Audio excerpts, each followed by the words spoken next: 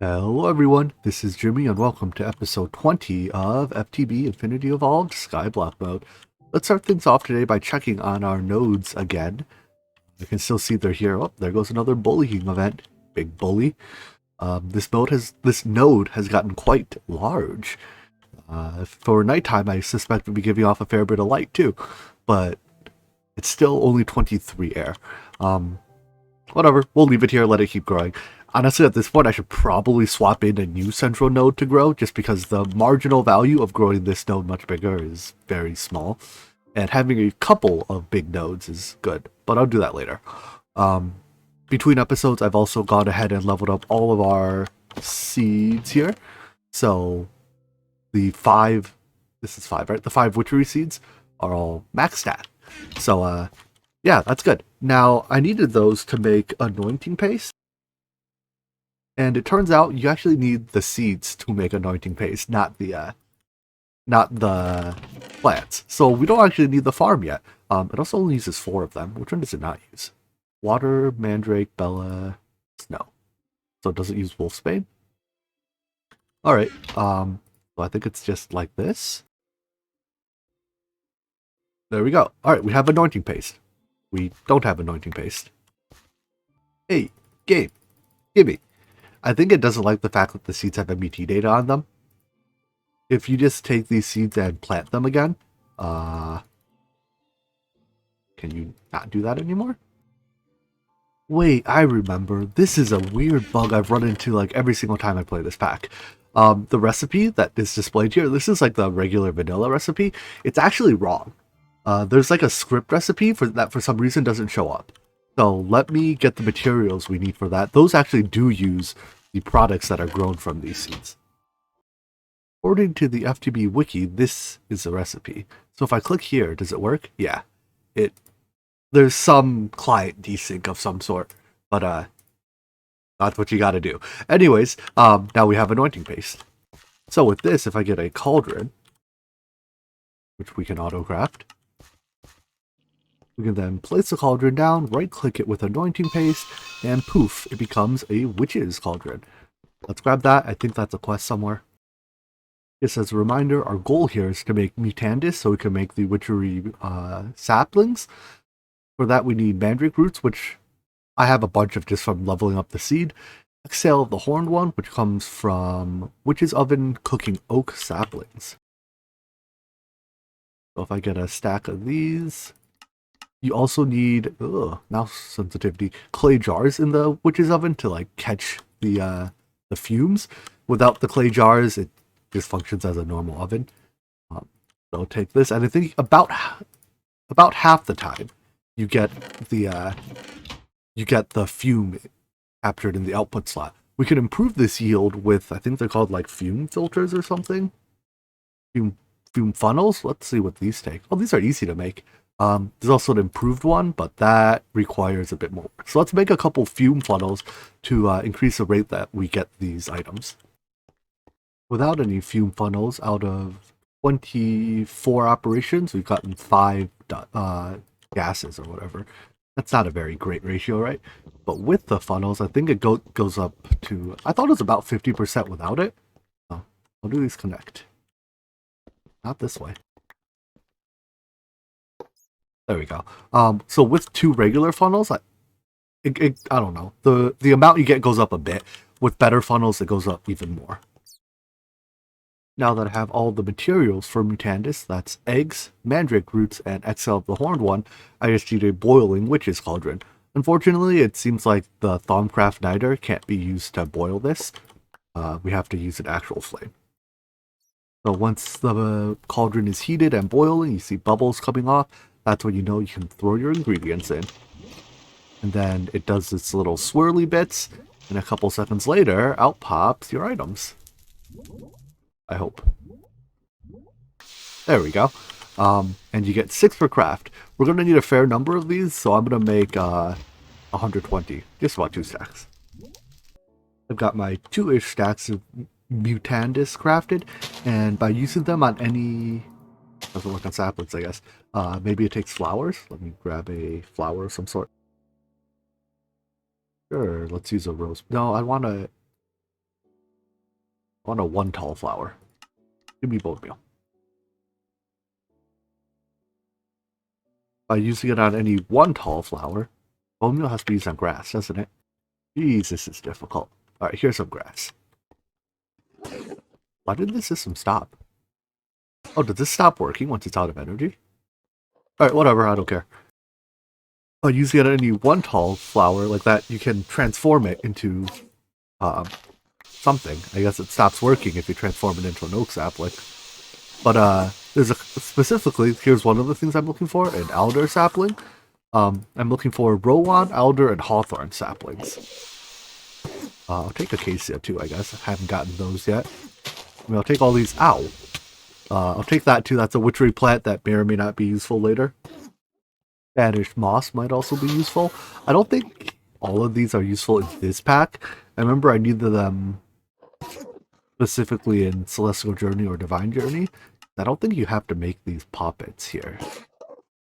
I don't know. Can't hurt to have it, right? In total, it only took half a stack-ish to get the 3 saplings I wanted. So, I made a bit more than I needed. But whatever. Now that I have the saplings I want, I'm going to plant some of them into our tree farm here. This tree farm can only do 4 different trees. So, I mean, I guess I could... Let's see. We still need oak and rubber. I don't know. I guess I'll do like... I need rowan right now, right? That's why I make Whiff of Magic. Yeah, so I guess I'll do like rowan and hawthorn for now. Just kidding. It looks like the Ender IO tree farm will not grow witchery trees. They don't think they're real trees. I recall I did run into this before, so we're going to have to use a different tree farm to do this. No big deal. The tree farm I'll go with is the Planter and Harvester combo from Mine Factory Reloaded. This, however, requires us to make plastic sheets, which requires us to make rocket fuel, which is like a 7-step process in the vat. So it's hooch plus gunpowder and redstone, and hooch is water plus seeds and sugar. Or something and sugar. While you could make rocket fuel with 1 vat, I find it much easier just to use 2. So into the first vat, we supply water, which comes from our ender tank. And it also gets, what was it? Apples and sugar, I think. And then in the second vat, it gets redstone and gunpowder. Then, whoopsies, not that button. This button. We just have to push from one to the other. And then we can get some type of tank. What type of tanks do I have? Sure, give me the Ender IO tank, I guess. And store the final product in there. Oh, push. Let's see. So the first one makes hooch. My input ratios of items is definitely not right, but we only need a little bit of this, right? I think it's per bucket of rocket fuel, we get 2 buckets of plastic sheets. So next up, let's make this raw plastic. I think the easiest way to do it is just to smelt rubber bars again. So you smelt rubber and then you smelt rubber bars. I'm going to just take a whole bunch of this and batch craft it. We've got some rocket fuel and raw plastic now, so let's hit this button a few times to get that compressed sawdust, and we can make our first plastic sheets. These are used in almost all MFR machines, so we'll be needing a lot more than the 10 I'm making right now, but 10's a good start. It lets us make our harvester and planter. A lot of these Mine Factory Reloaded machines are, well, they're very versatile, I guess, so we'll be using them a lot throughout this playthrough. The planter, for instance, can plant up to 8 different seeds, and its range can be absolutely massive. So unlike the Ender IO one, which only does up to 4 different plants, this does up to 9 rather, and the size is based on the size of the upgrade you put in here. On the other hand, the planter is just that, a planter. To actually harvest the plants, you need a harvester. Wow, who'd have thought, huh? So, the way it works is that if I want to plant a certain seed in each quadrant here, I just click the seed into that quadrant. So I guess it's aligned this way. So if I want something in the red quadrant, I put it there. And then I plant the seed, or I put the sapling here, and it should plant it. Any day now. Take your time. The problem I ran into is that the planter only scans one block every 5 ticks. And when it scans, basically it starts over here, I presume. It's like, do I have a plant to put here? It checks the corner, black. Nope, nothing here. And then it goes to the next one, repeats. And eventually it gets around to planting the plants that I, initially told it to plant. But because right now I'm only using part of the field and I have a pretty large range upgrade on it, it takes it some time before it actually plants. The harvester has the same issue. It scans for work, one block at a time, basically. And you see it there, it's harvesting the tree. Why is it harvesting the leaves? I guess it harvests the leaves by default. It produces this sludge fluid. I don't need it. If I let the sludge tank in here fill up, the machine works much more slowly. So I just want to avoid this sludge. Secondary issue I'm running into is that it is preferentially stuffing the items into my logistics pipes and not into my the chest here. And I kind of wanted to go into the chest because I would like to store the items in this drawer system. I guess what I could do is I could put an item sync module into the drawer, and then when it enters the pipes here, the pipes will send it to the drawer. Yeah, that works for me. For this, I'll use a polymorphic item filter, which essentially means, or polymorphic item sync, rather, which essentially means send any items here that already exist here. So it's like there's already, this set of items, well, put more of them in here. To go along with that, I want to configure this provider module then to leave one item per type. That way it'll never take the last of an item out. Because like if it takes the last, piece of oak wood out, right, we will no longer item sync oak wood here. So just for these 3 other sapling types, I just need to configure the drawers to have at least one of each of their items. I think one of them also has a berry. There's like Rowan berries that are similar to apples, so I might need to add a few drawers. The other problem I had that was causing this to not actually plant seeds or saplings was that the planter was 1 level too high. You need the planter to be set 1 level below the dirt that you're actually planting stuff on.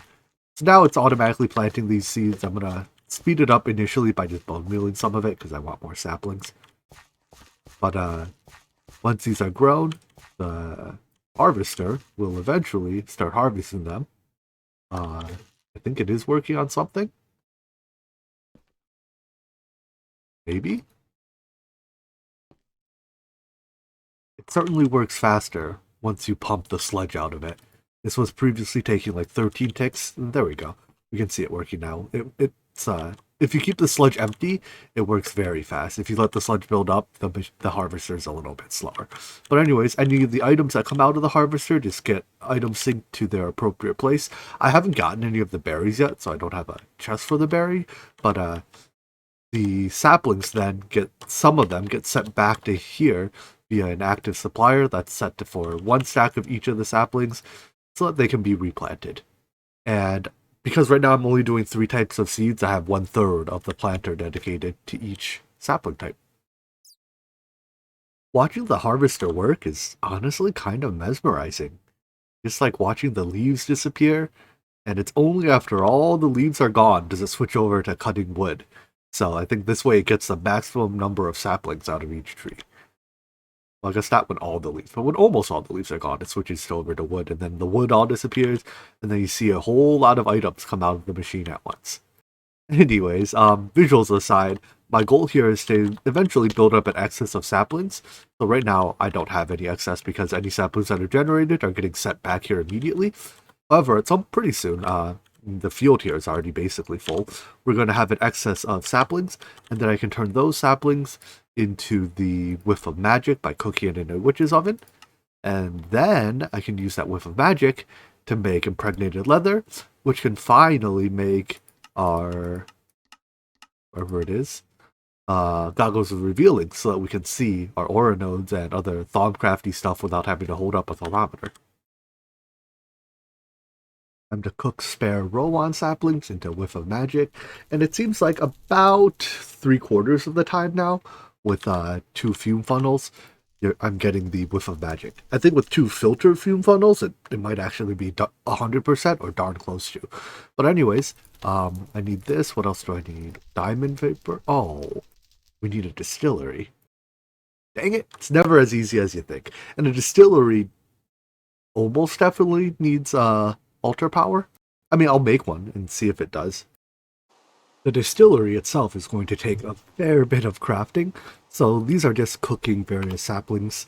But the alembic here requires a vis filter, which... Oh, there's this recipe.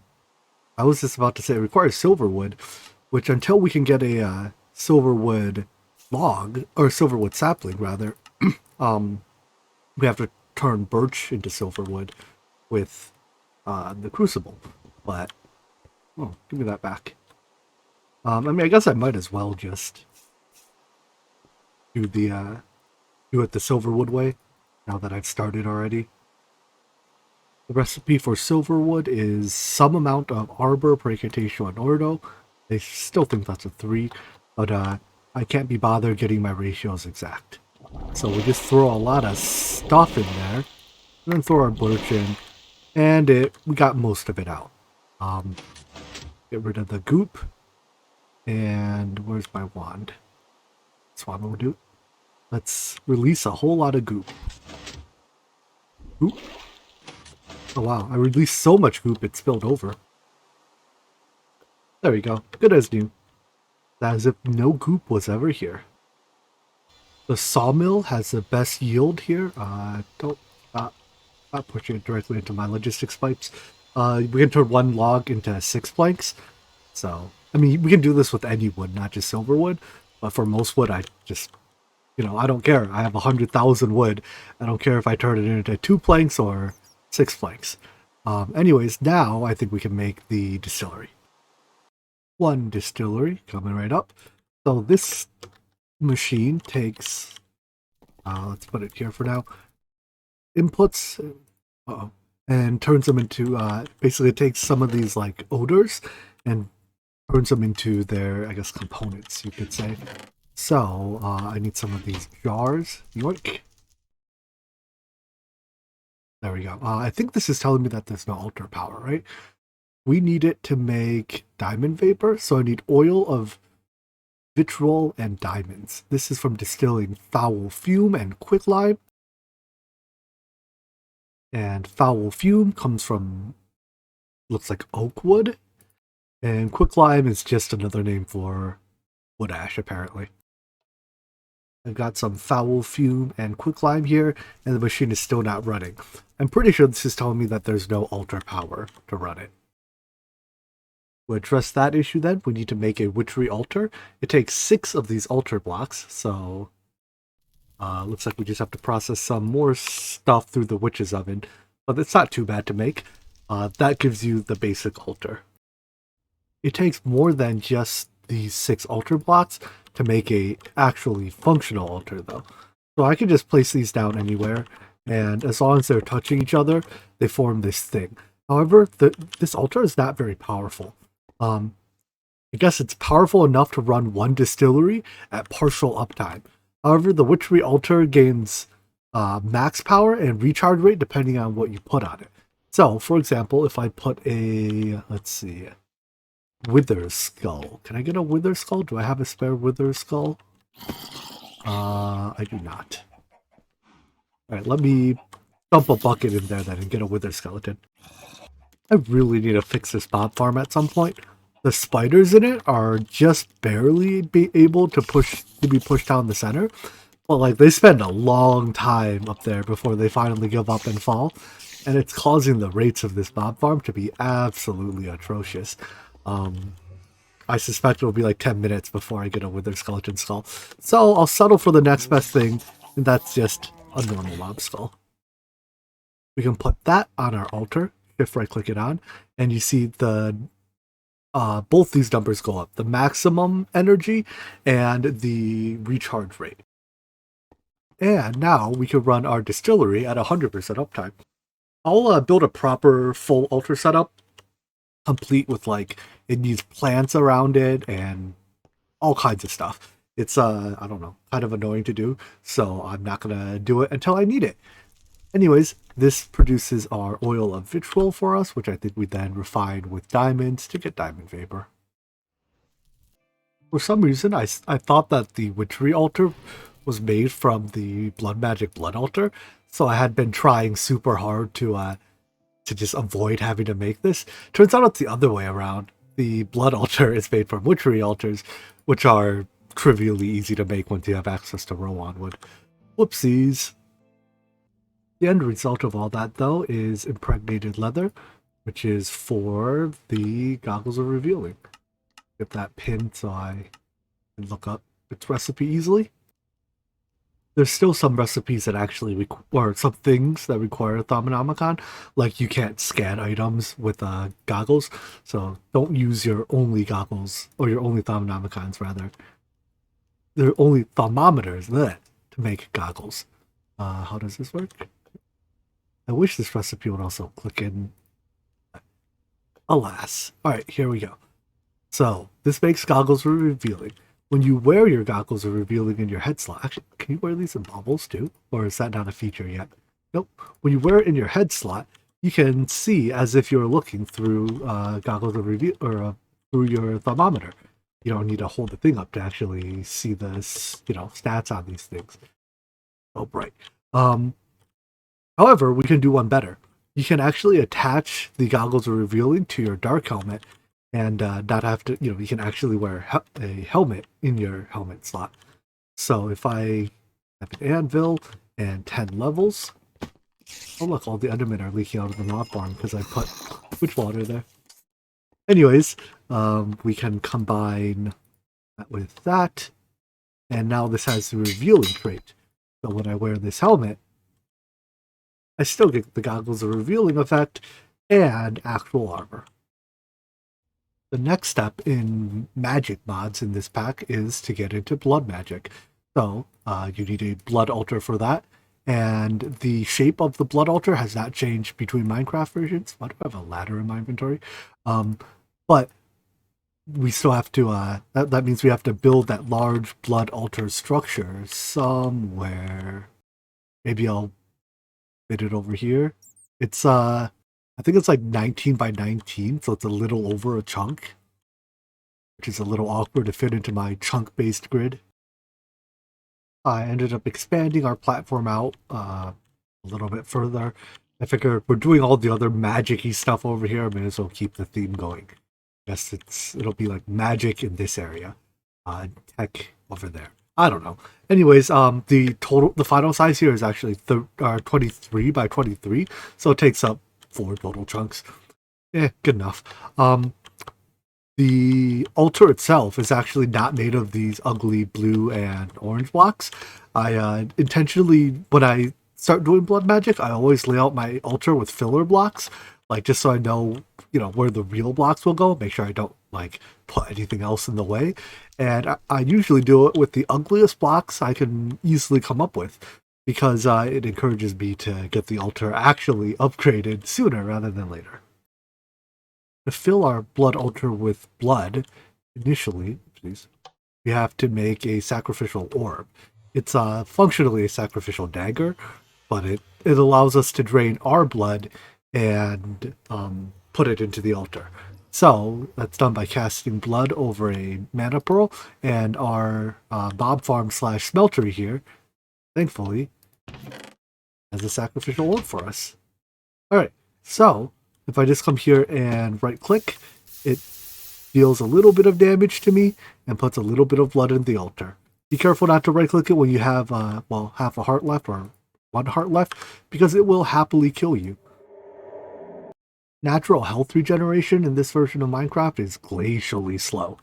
You don't get the extra saturation-based regen, so waiting for your own health to regen to yourself with the sacrificial orb a few more times isn't really going to work out. I instead will make the regen module for RF Tools environmental controller and let that provide me with a regen effect. So I need some syringes and I need a iron golem. Hello, iron golem. Welcome to the world. Very sorry, I need some of your blood.